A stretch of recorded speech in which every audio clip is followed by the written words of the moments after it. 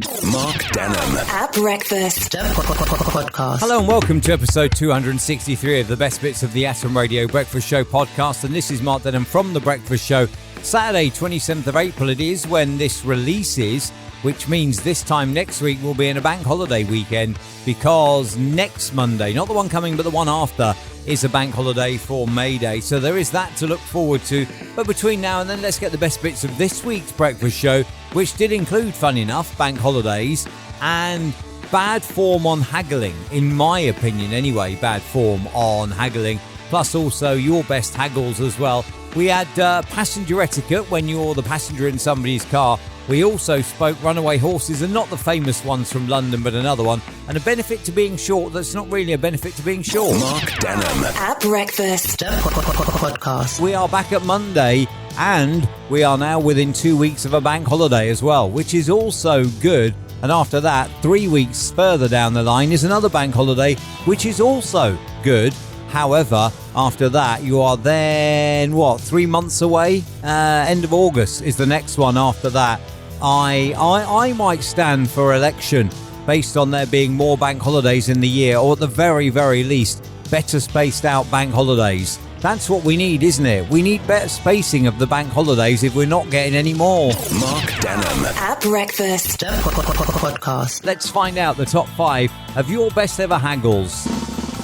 At number 5, I got the smart speaker I'm listening to this on at a bargain. It was listed at £15 and I paid only £5. At number 4, the hotel messed up our booking and offered us a lesser room. We tried to negotiate a discount. Then they offered us a suite for the price we were originally paying for our room. At number 3, I haggled up the price I was selling on a car from £5,000 to £5,500. At number 2, I bought some designer shoes on Vinted, haggled down the price, wore them for the night out I wanted, and then sold them on Depop for the original asking price I didn't want to pay. And at number 1, I played Sky and Virgin Media off against each other and saved £56 a month on my package. Mark Denholm at breakfast podcast. Yesterday was Top 5 Tuesday, and on the show yesterday I held on to something that I heard on Friday, and it's most unusual for me to be that patient, but I thought, no, I want to use it for Top 5 Tuesday, because on Friday when I was doing the school run, I was waiting with my friend and we were waiting for our children to come out when I overheard another lady who was obviously waiting for her child chatting to a friend of hers at the school, and she was bragging about a haggle where she'd haggled down a price.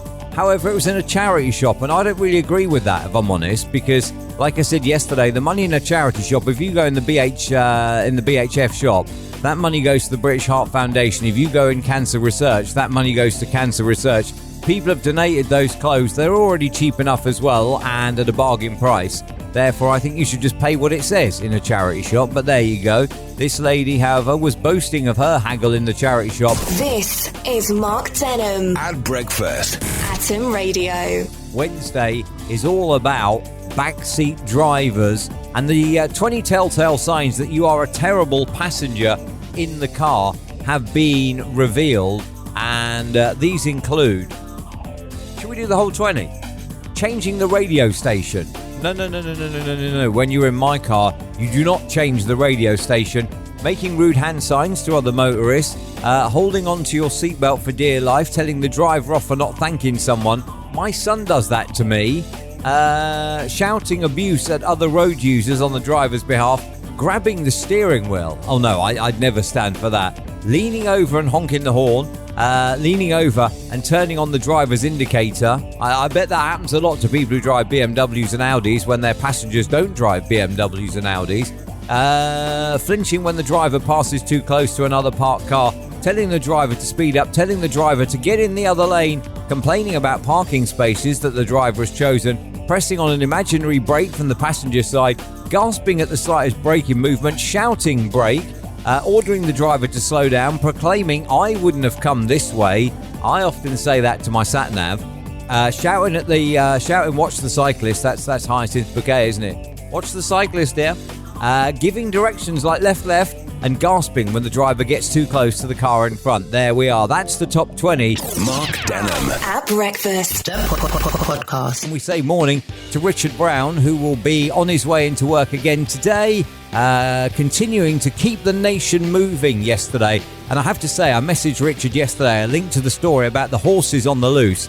And I sent him, did you report this and get ridiculed? Because years ago, we were driving down London Road in Langley.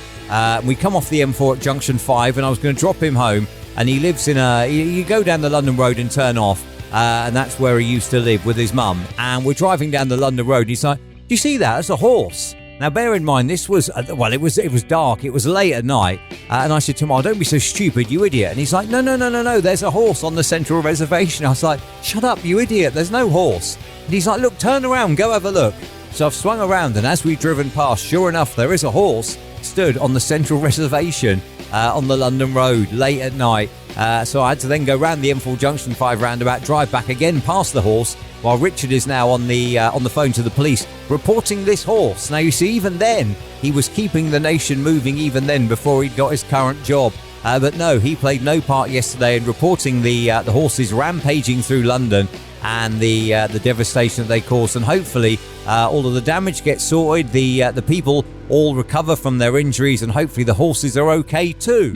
Mark Denholm. At Breakfast Podcast. Yesterday, the Home Secretary, James Cleverly, recounted when he was moved from Foreign Secretary to Home Secretary, saying that the Prime Minister looked him in the eye, but he had to stand on his wallet in order to be able to do so, given that the Prime Minister is only 5'6". Earlier in the week, Angela Rayner also had a little dig at his height as well, calling him a pint-sized loser. Today, though, I want to know, what are the benefits, in your opinion, of being short? Maybe you are short and you think, I'm glad I'm short because, or maybe you are tall and you think, I wish I was short because, and it's on air at atomradio.co.uk. Morning, Kaylee, and happy Friday to you. I'm 5'2", says Kaylee. I have size 3 feet, so all my trainers are so much cheaper than my boyfriend's trainers, even if we get the same trainers. And yes, that is very, very true. And it's equally very, very annoying as well. And I know why it is.